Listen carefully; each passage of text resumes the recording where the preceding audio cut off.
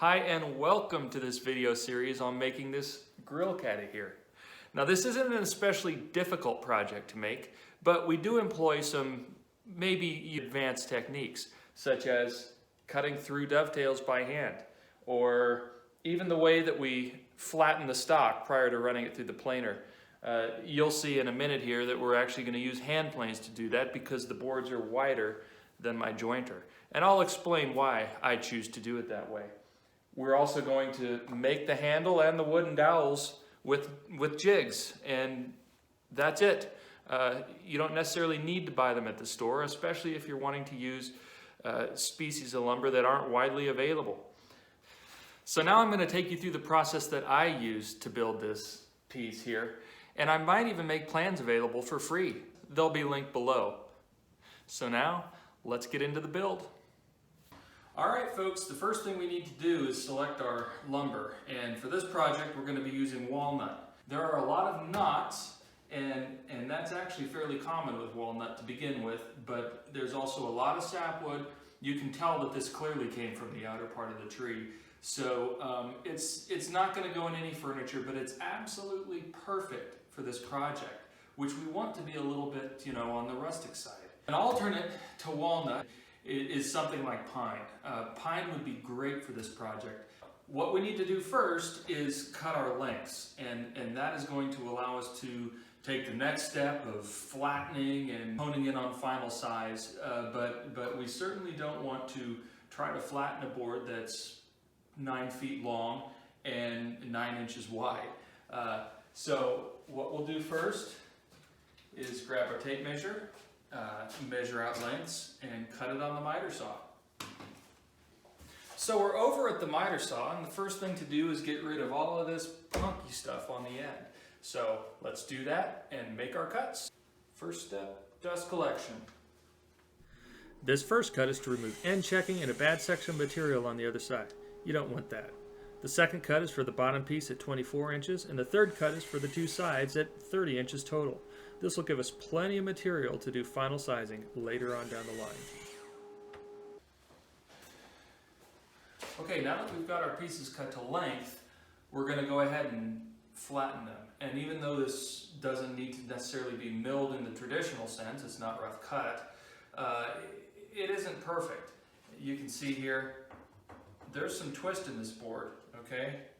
And so what we're going to do, because I don't have a jointer wide enough to handle this, we're going to attack this with hand planes first, flatten one side, and then run it through the planer.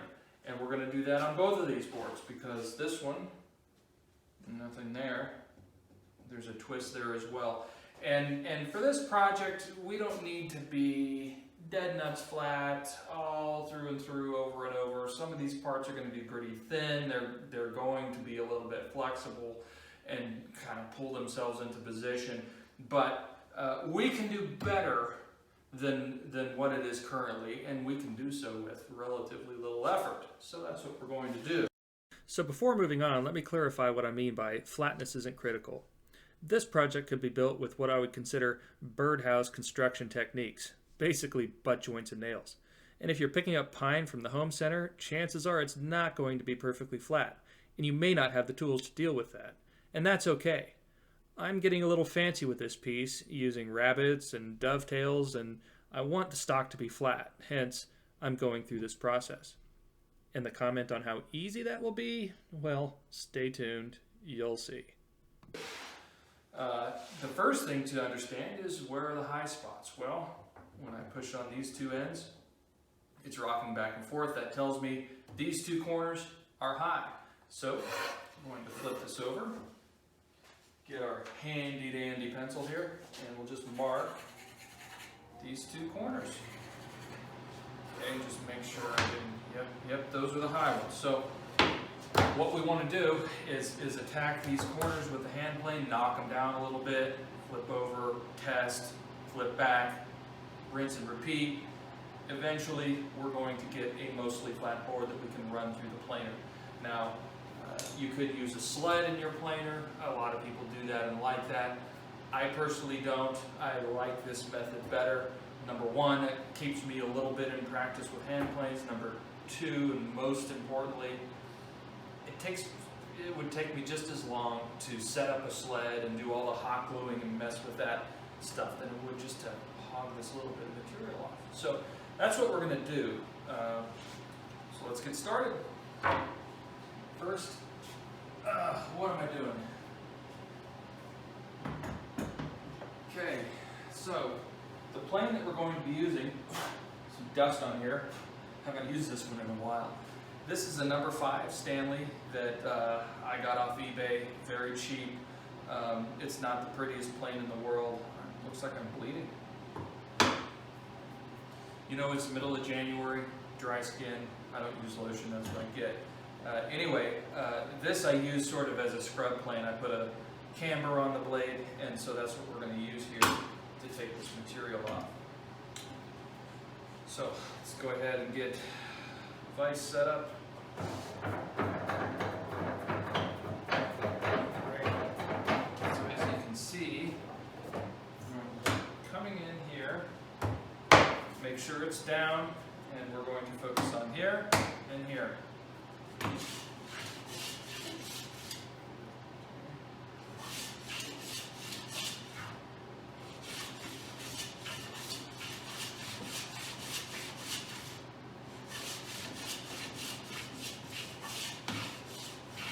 Probably all it's going to take. It's not very much at all, actually.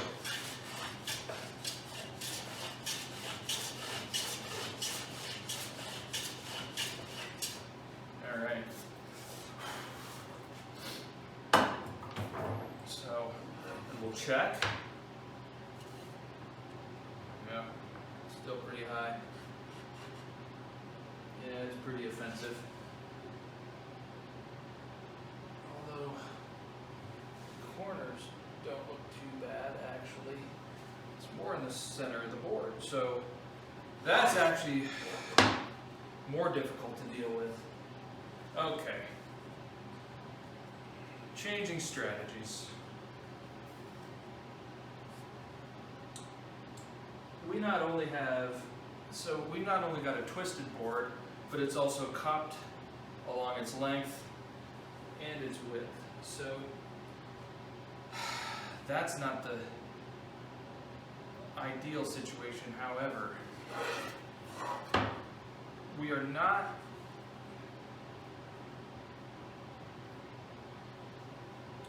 I still think this is the right side to attack. I don't like that it's cupped this way and this way. That's the problem because now I have to take so much material out of the center, you know, before the edges touch. But that's just what we're going to have to do. That's just what we're going to have to do. So let's go ahead and get it in the vise here and just start hogging away.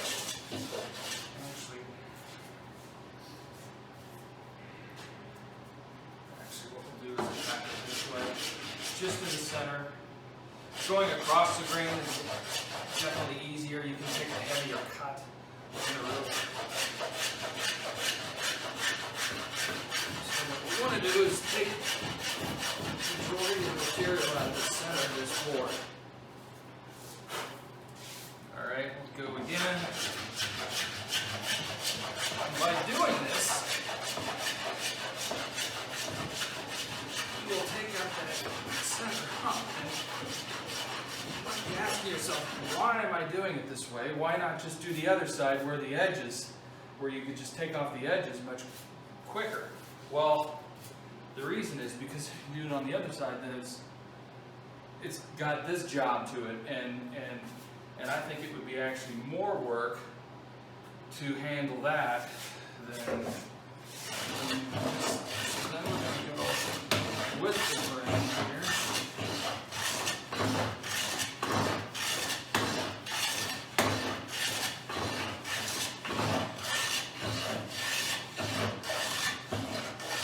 Alright, staying away from the edges for now.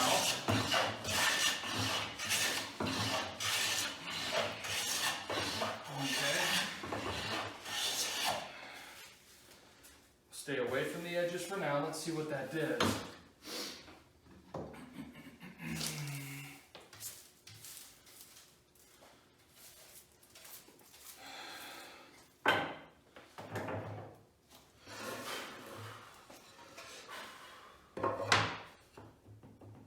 Okay, so we've still got a twist, however, now we're hitting on the corners. So now I can go back in and focus on those corners again and see if that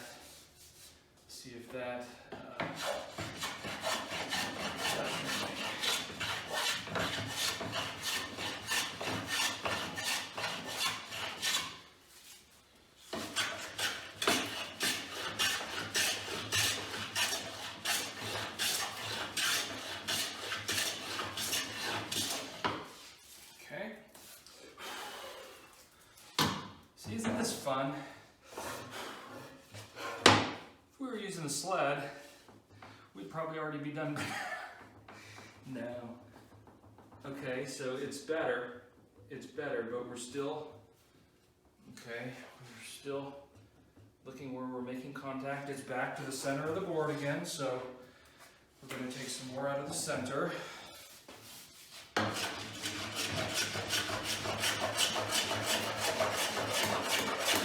And don't be afraid of this. Just hog the material out. It's not a problem.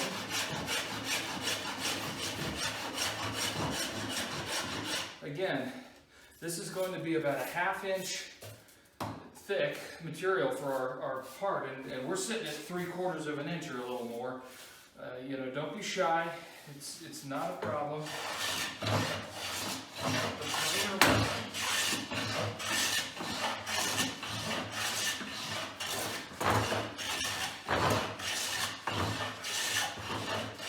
Why am I doing this? I don't know. Because I just feel like it helps me get a little more meat off that way. All right, so let's test it again.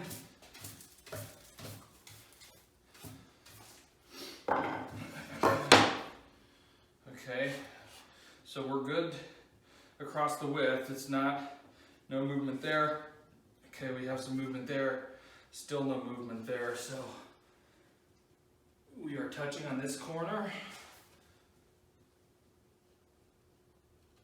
And just a little bit inside from this corner. So we're going to continue to work on those. Okay.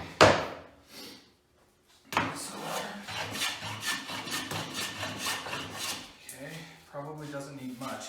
And then just inside on this one.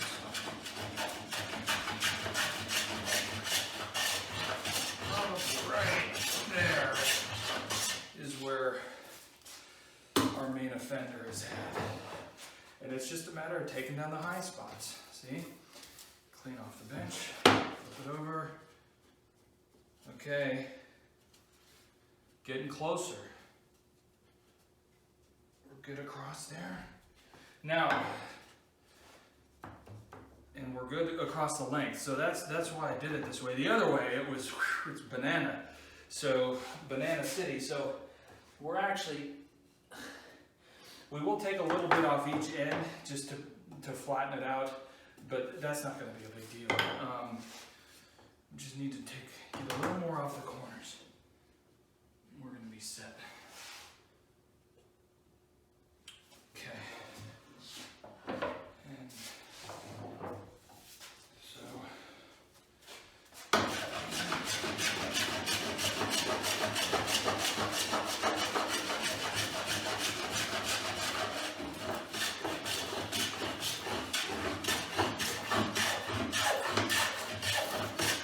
okay, and this guy. See what that did. Took a little more out of the center of the board over here. I think that's going to help it come into plane. Got a few scabbies on here.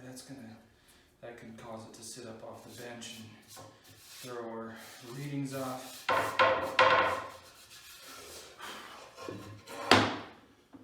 Yeah, still a little bit. Now we're getting a little bit in the center too.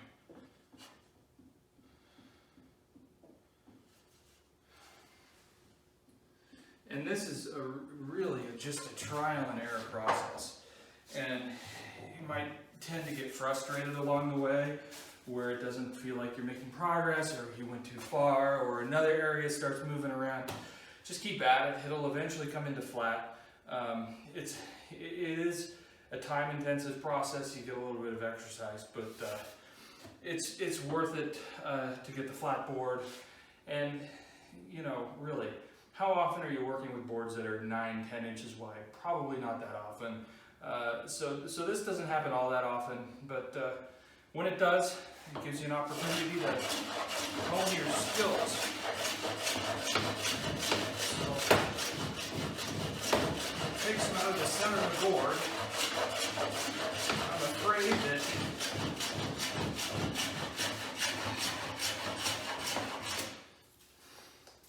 just took a chunk out of the edge. That's the other thing. If you're going clear to the edge, you'd run a chamfer down that side. That way you don't blow out, but I wasn't planning to do that.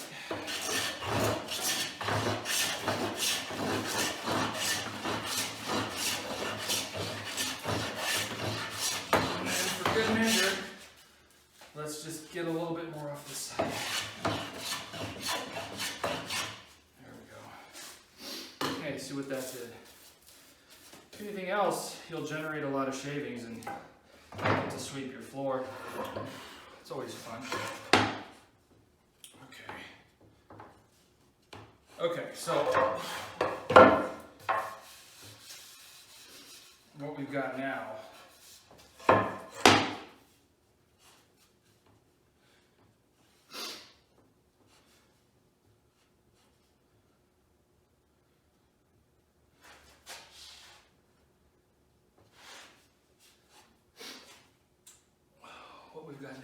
is find out where it's hitting now. This whole side is raised up off the bench. That means, okay, so this end over here, I took too much material off. I can tell that because if I hold this down, I can press in the middle here, staying flat, staying flat, staying flat, raises up. So that's a bummer. I made more work than I needed to, but that's okay. What we'll do is concentrate here. Oops. Let's get that tight. Concentrate here.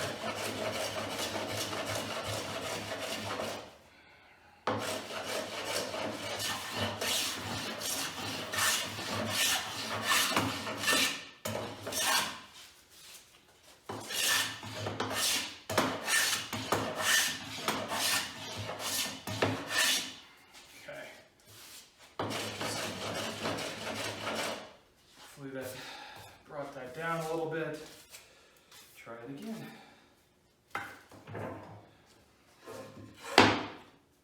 Yes, it did. Okay, we're much closer. Actually, interestingly,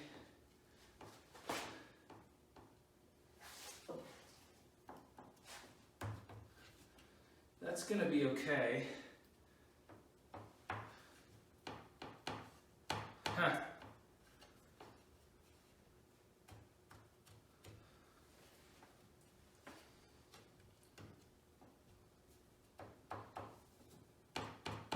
So we've got it on both sides. That means we've got too much material in the center. So let's take it out. Let's go all the way across now. So we put the chamfer on the board. Okay.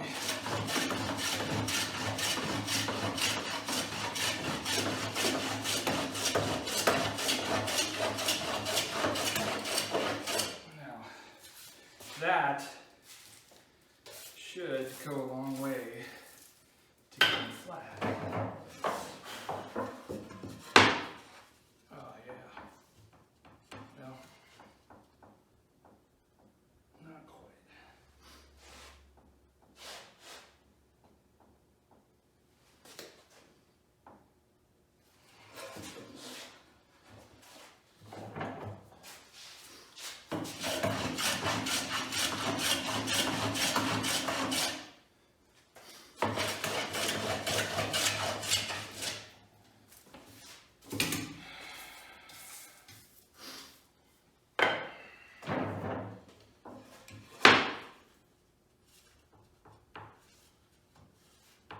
Okay, still a little bit. We're very close now.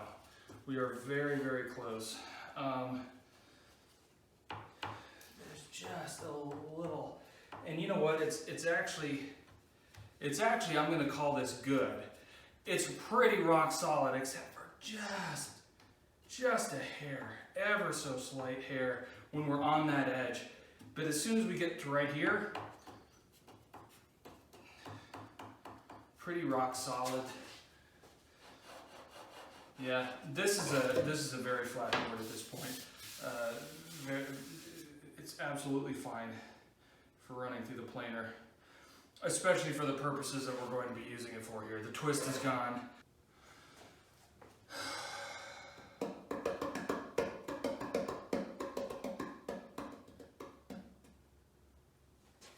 Center through the planer.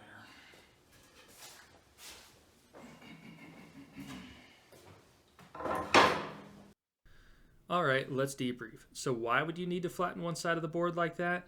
Because the thickness planer is going to mirror any bow, cup, or twist in the board as a fundamental nature of its design. It's a thicknesser, not a flattener. So by my count, that was a 15-minute process, give or take, and I won't make you sit through the second board. We'll speed that up. Now, I'm certainly not the best at this, and there are definitely other more seasoned hand tool workers more efficient than I.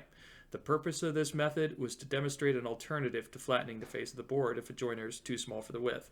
Of course, the barrier to entry is an investment in hand tools and probably a workbench. I also think my ego may have gotten the best of me initially when it appeared the board only had a slight twist that could be removed with a few swipes of the hand plane. That clearly wasn't the case, as the board was bowed, cupped, and twisted. Although it wasn't that bad, I've definitely seen worse. The method involved using my workbench surface as a flat reference surface, which for the most part, it is. I prefer this to things like winding sticks when possible. So was this really faster than setting up a thickness planer sled, including the shimming and hot gluing? Well, I may have eaten my words on that one, and certainly for more than one board, the sled would be the quicker option, at least for me. In fact, when it comes to milling lumber, power tools such as a joiner and planer will always perform these flatnessing and thicknessing and general milling tasks quicker than hand tools. It's generally my go-to option, but when the opportunity presents itself to flatten a wide board by hand, why not? This hobby is about fun too, and it's definitely fun to hog off big thick shavings with a scrub plane, even if not the most efficient.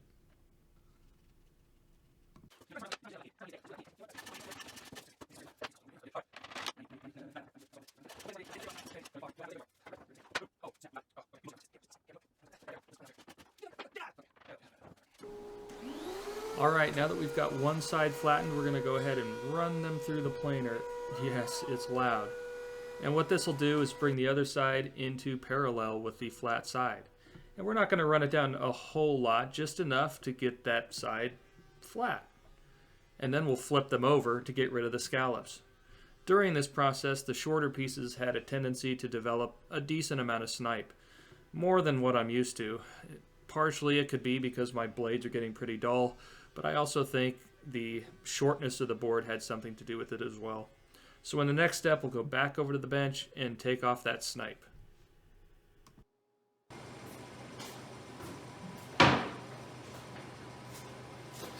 Okay, now that we ran those one pass through the planer, before we take it down to final thickness, it's best to check them for flat again because we've undoubtedly got some snipe on the edges. Sorry about that. We've undoubtedly got some snipe on the edges, and with that, then when you run it through the planer, it's going to go boop, boop, boop. So what I like to do is get rid of that now while we can, and so I'm going to come over here, grab my 5.5, which is fairly freshly sharpened. Sharp enough for this task anyway, plain wax, and go to town. So we just want to take this snipe off. And it's tough to tell exactly what direction the grain is running right now. I'll pull the blade in a little bit. This is a little heavy of a cut.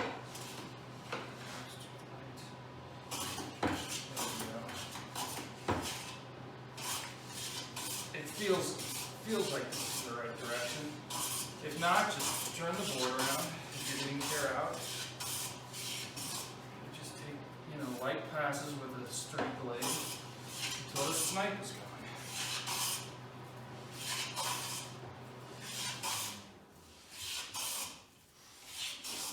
And it's almost gone, I can see it. Same number, so just go from one edge to the other, overlapping strokes slightly, and there we go. That is going to be a flat board that we can take then and run this nasty side through the planer that we did earlier. So do that 2 more times.